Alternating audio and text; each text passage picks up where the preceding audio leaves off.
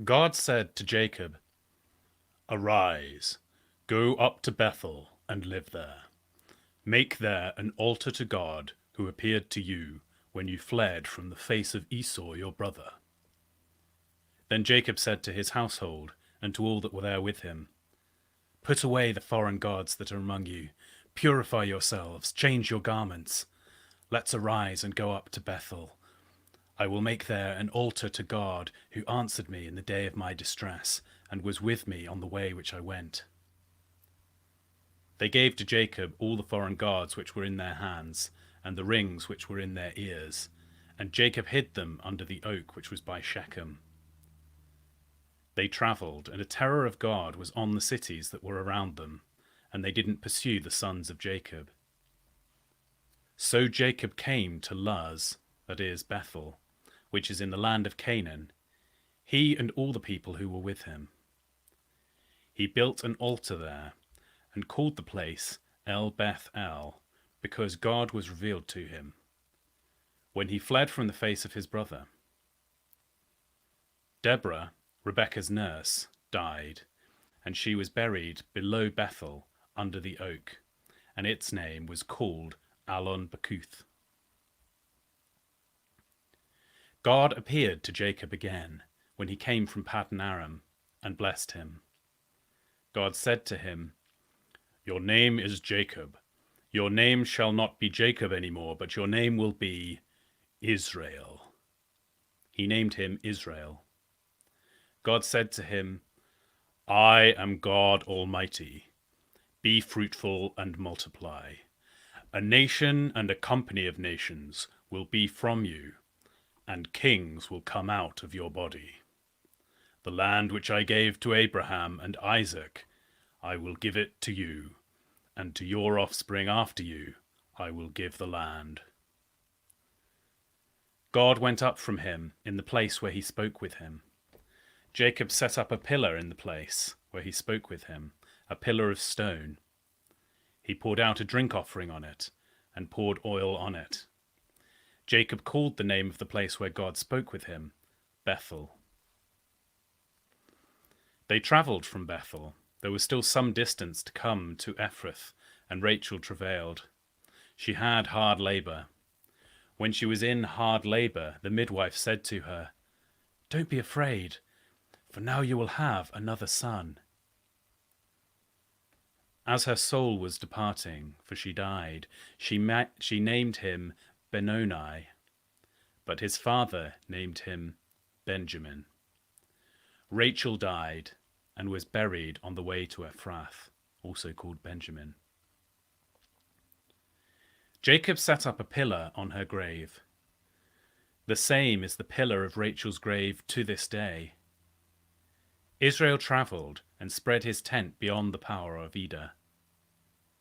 While Israel lived in that land, Reuben lay with his concubine, and Israel heard of it.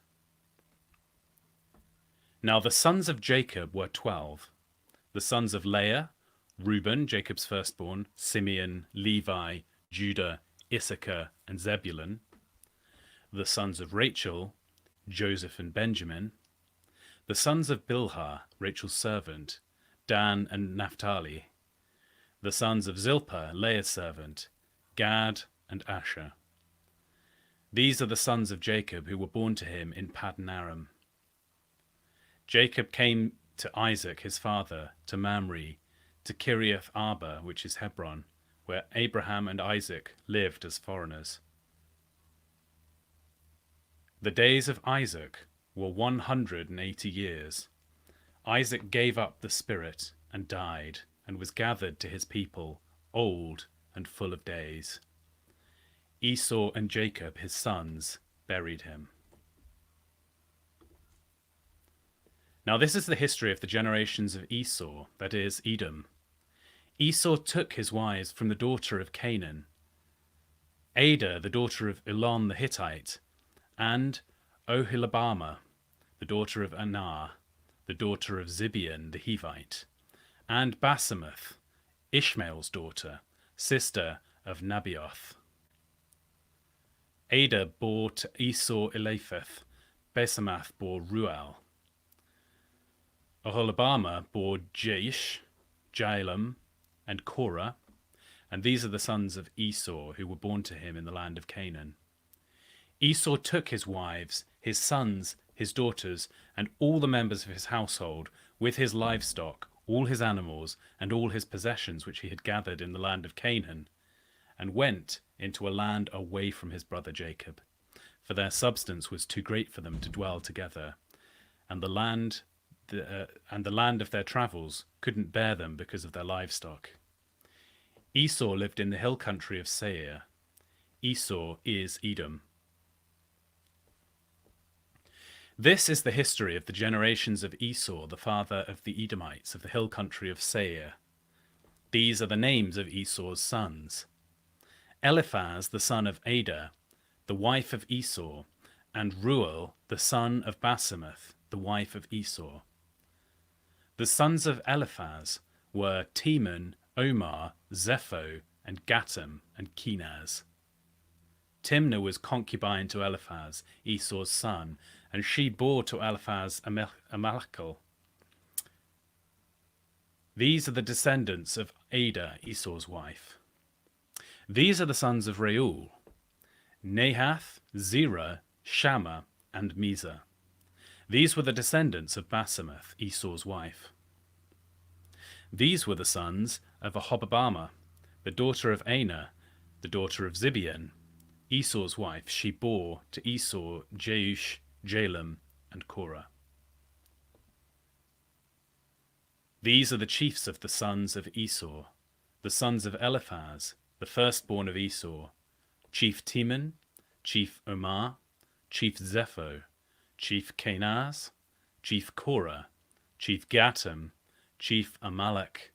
These are the chiefs who came out of Eliphaz in the land of Edom. These are the sons of Adah. These are the sons of Reuel, Esau's son: Chief Nahath, Chief Zerah, Chief Shammah, Chief Mizah. These are the chiefs who came out of Reuel in the land of Edom. These are the sons of Basemath, Esau's wife. These are the sons of Oholibamah, Esau's wife: Chief Jeush, Chief Jaalam, Chief Korah. These are the chiefs who came out of Oholibamah, the daughter of Anah, Esau's wife. These are the sons of Esau, that is, Edom, and these are their chiefs. These are the sons of Seir the Horite, the inhabitants of the land: Lotan, Shobal, Zibeon, Anah, Dishon, Ezer, and Dishan. These are the chiefs who came of the Horites, the children of Seir in the land of Edom. The children of Lotan were Hori and Heman. Lotan's sister was Timnah. These are the children of Shobal: Alvan, Mahalath, Ebal, Shepho, and Onam. These are the children of Zibeon: Ai and Anah. This is Anah, who found the hot springs in the wilderness as he fed the donkeys of Zibeon his father. These are the children of Anah: Dishon and Oholibamah, the daughter of Anah. These are the children of Dishon: Hemdan, Ishban, Ithran, and Chiran. These are the children of Ezer: Bilhan, Zavan, and Akan. These are the children of Dishan: Uz and Aran. These are the chiefs who came of the Horites: Chief Lotan, Chief Shobal, Chief Zibeon, Chief Anah, Chief Dishon, Chief Ezer, and Chief Dishan. These are the chiefs who came out of the Horites according to their chiefs in the land of Seir. These are the kings who reigned in the land of Edom before any king reigned over the children of Israel. Bela, the son of Beor, reigned in Edom. The name of his city was Dinhabah. Bela died, and Jobab, the son of Zerah of Bozrah, reigned in his place. Jobab died, and Husham of the land of the Temanites reigned in his place. Husham died, and Hadad, the son of Bedad, who struck in Midian in the field of Moab, reigned in his place. The name of the city was Avith. Hadad died, and Samlah of Maskareh reigned in his place. Samlah died, and Shaul of Rehoboth by the river reigned in his place. Shaul died, and Baal-Hanan, the son of Achbor, reigned in his place. Baal-Hanan, son of Achbor, died, and Hidah reigned in his place. The name of his city was Pau. His wife's name was Mehetabel, the daughter of Matred, the daughter of Mezahab. These are the names of the chiefs who came from Esau according to their families, after the places, and by their names: Chief Timnah, Chief Alva, Chief Japheth, Chief Aholibamah, Chief Elah, Chief Pinon, Chief Kenaz, Chief Teman, Chief Mizpah, Chief Magdiel, and Chief Iram. These are the chiefs of Edom, according to their habitations, in the land of their possession. This is Esau, the father of the Edomites. Jacob lived in the land of his father's travels, in the land of Canaan. This is the history of the generations of Jacob. Joseph, being 17 years old, was feeding the flock with his brothers. He was a boy with the sons of Bilhah and Zilpah, his father's wives. Joseph brought an evil report to them of their father, an evil report of them to their father. Now Israel loved Joseph more than all his children, because he was the only son of his old age, and he made him a tunic of many colors. His brothers saw that their father loved him more than all his brothers, and they hated him, and couldn't speak peaceably to him. Joseph dreamed a dream, and he told it to his brothers, and they hated him all the more. He said to them, "Please hear this dream which I have dreamed. For behold, we were binding sheaves in the field, and behold, my sheaf arose, and it also stood upright. And behold, your sheaves came around, and bowed down to my sheaf." His brothers asked him, "Will you indeed reign over us? Will you indeed have dominion over us?" They hated him all the more for his dreams and for his words. He dreamed yet another dream, and told it to his brothers, and said, "Behold, I have dreamed yet another dream, and behold, the sun and the moon and 11 stars bowed down to me." He told it to his father and to his brothers. His father rebuked him and said to him, "What is this dream you have dreamed? Will I and your mother and your brothers indeed come and bow ourselves down to the earth before you?" His brothers envied him, but his father kept this saying in mind. His brothers went to feed their father's flock in Shechem. Israel said to Joseph, "Aren't your brothers feeding the flock in Shechem? Come, and I will send you to them." He said to him, "Here I am."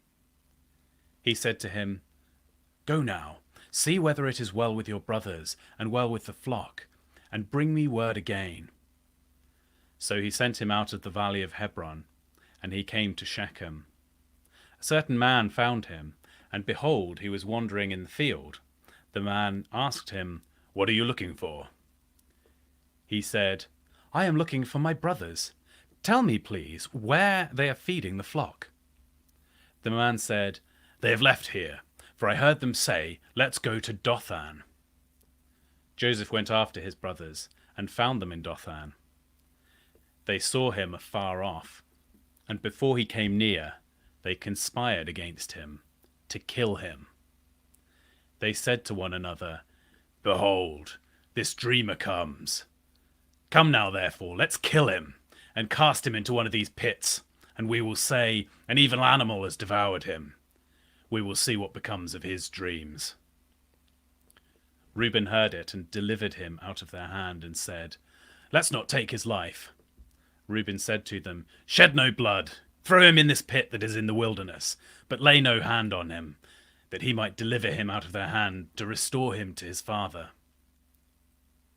When Joseph came to his brothers, they stripped Joseph of his tunic, the tunic of many colors that was on him, and they took him and threw him in the pit. The pit was empty. There was no water in it.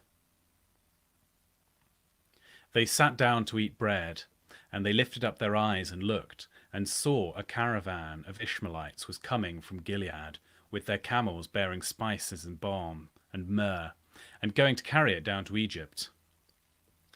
Judah said to his brothers, "What profit is it if we kill our brother and conceal his blood? Come, let's sell him to the Ishmaelites, and not let our hand be on him. For he is our brother, our flesh." His brothers listened to him. Midianites, who were merchants, passed by, and they drew and lifted up Joseph out of the pit, and sold Joseph to the Ishmaelites for 20 pieces of silver. The merchants bought Joseph into Egypt. Reuben returned to the pit and saw that Joseph wasn't in the pit, and he tore his clothes. He returned to his brothers and said, "The child is no more, and where will I go?" They took Joseph's tunic and killed a male goat and dipped the tunic in the blood. They took the tunic of many colors and they brought it to their father and said, "We've found this. Examine it now and see if it is your son's tunic or not." He recognized it and said, "It is my son's tunic. An evil animal has devoured him. Joseph is, without doubt, torn in pieces." Jacob tore his clothes and put sackcloth on his waist and mourned for his son for many days. All his sons and his daughters rose up to comfort him, but he refused to be comforted. He said, "For I will go down to Sheol to my son, mourning." His father wept for him. The Midianites sold him into Egypt to Potiphar, an officer of Pharaoh's, the captain of the guard.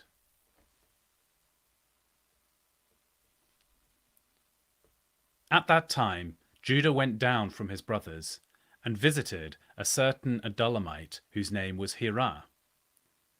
There Judah saw the daughter of a certain Canaanite man named Shua. He took her and went into her. She conceived and bore a son, and he named him She conceived again and bore a son, and she named him Onan. She yet again bore a son, and named him Shelah. He was at Chibiz when she bore him. Judah took a wife for his firstborn, and her name was Tamar. Judah's firstborn, was wicked in Yahweh's sight, so Yahweh killed him. Judah said to Onan, "Go in to your brother's wife, and perform the duty of a husband's brother to her, and raise up offspring for your brother." Onan knew that the offspring wouldn't be his, and when he went into his brother's wife, he spilled his semen on the ground, lest he should give offspring to his brother. The thing which he did was evil in Yahweh's sight, and he killed him also. Then Judah said to Tamar, his daughter-in-law, "Remain a widow in your father's house until Shelah my son is grown up." For he said, "Lest he also die like his brothers." Tamar went and lived in her father's house. After many days, Shua's daughter, the wife of Judah, died. Judah was comforted and went up to his sheep shearers to Timnah, he and his friend Hirah the Adullamite. Tamar was told, "Behold, your father-in-law is going up to Timnah to shear his sheep." She took off the garment of her widowhood and covered herself with her veil, and wrapped herself and sat in the gate of Enaim, which is on the way to Timnah. For she saw that Shelah was grown up, and she wasn't given to him as a wife. When Judah saw her, he thought that she was a prostitute, for she had covered her face. He turned to her by the way and said, "Please come, let me come in to you." for he didn't know that she was his daughter-in-law. She said, "What will you give me that you may come in to me?" He said, "I will send you a young goat from the flock." She said, "Will you give me a pledge until you send it?" He said, "What pledge will I give you?" She said, "Your signet and your cord and your staff that is in your hand." He gave them to her, and came into her, and she conceived by him. She arose and went away, and put off her veil from her, and put on the garments of her widowhood. Judah sent the young goat by the hand of his friend the Adullamite to receive the pledge from this woman's hand, but he didn't find her. Then he asked the men of her place, saying, "Where is the prostitute that was at Enaim by the road?" They said, "There has been no prostitute here." He returned to Judah and said, "I haven't found her, and also the men of the place here say that there's been no prostitute here." Judah said, "Let her keep it, lest we be shamed. Behold, I sent this young goat, and you haven't found her." About 3 months later, Judah was told, "Tamar, your daughter-in-law, has played the prostitute. Moreover, behold, she is with child by prostitution." Judah said, "Bring her out and let her be burned." When she was brought out, she said to her father-in-law, saying, "I am with child by the man who owns these." She also said, "Please discern whose these are, the signet and the cords and the staff." Judah acknowledged them and said, "She is more righteous than I, because I didn't give her to Shelah, my son." He knew her again no more.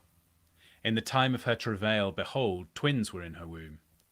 When she travailed, one put out a hand, and the midwife took it and tied a scarlet thread on his hand, saying, "This came out first." As he drew back his hand, behold, his brother came out. And she said, "Why have you made a breach for yourself?" Therefore his name was called Perez. Afterward his brother came out, who had the scarlet thread on his hand, and his name was called Zerah.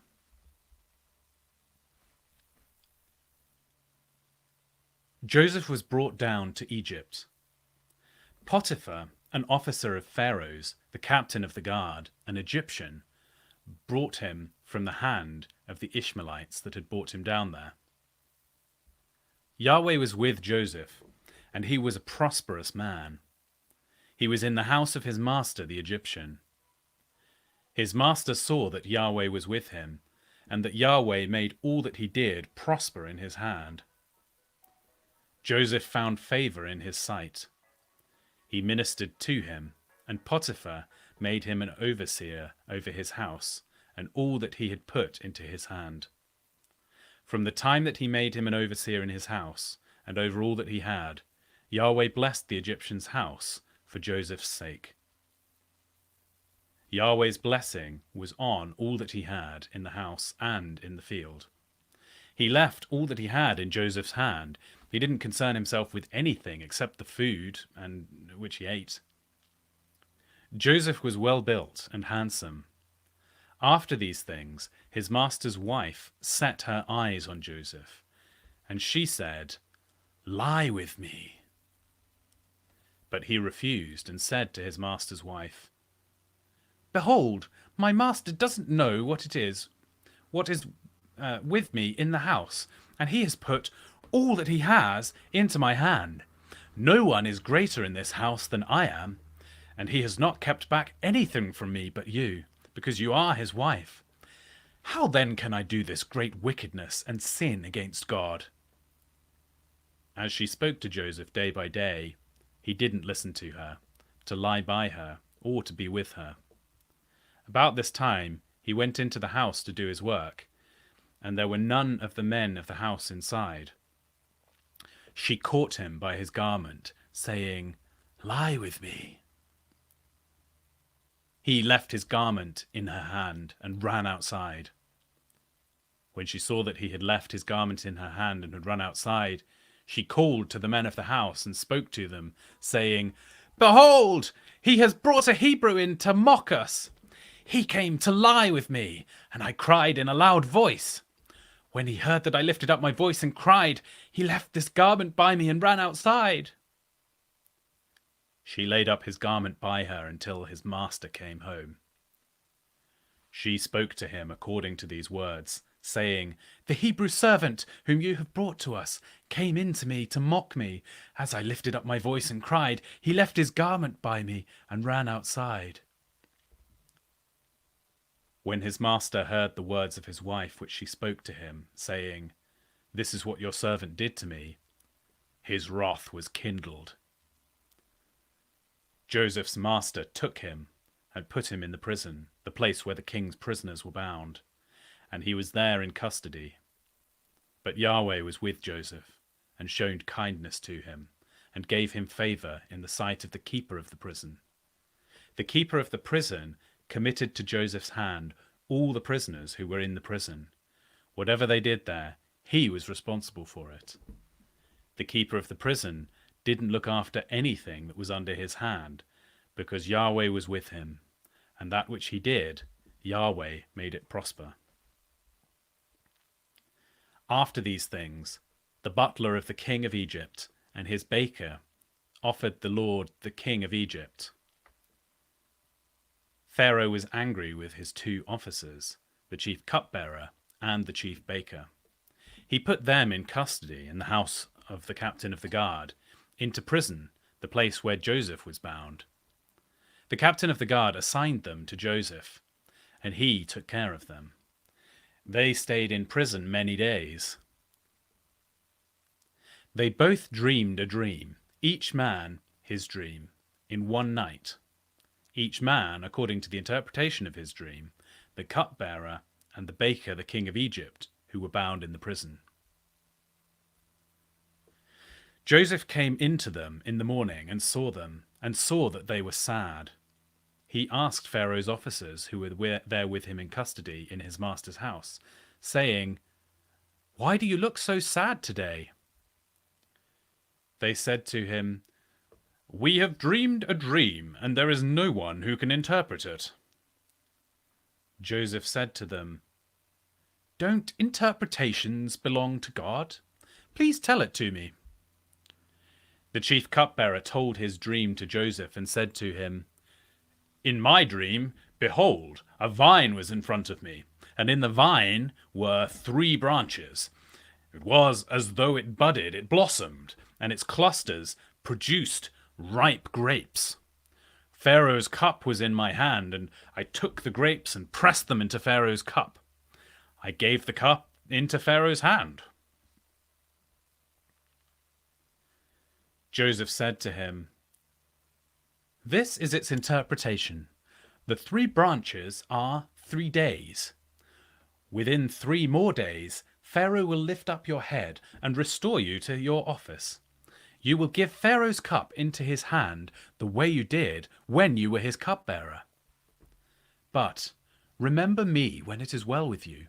Please show kindness to me and make mention of me to Pharaoh. Bring me out of this house. For indeed, I was stolen away out of the land of the Hebrews, and here also I have done nothing that they should put me into the dungeon." When the chief baker saw that the interpretation was good, he said to Joseph, "I also was in my dream, and behold, 3 baskets of white bread were on my head. In the uppermost basket there were all kinds of baked food for Pharaoh, and the birds ate them out of the basket on my head." Joseph answered, "This is its interpretation. The 3 baskets are 3 days. Within 3 more days, Pharaoh will lift up your head from off you, and will hang you on a tree, and the birds will eat your flesh from off you." On the 3rd day, which was Pharaoh's birthday, he made a feast for all his servants. And he lifted up the head of the chief cupbearer and the head of the chief baker among his servants. He restored the chief cupbearer to his position again, and he gave the cup into Pharaoh's hand. But he hanged the chief baker, as Joseph had interpreted to them. Yet the chief cupbearer didn't remember Joseph,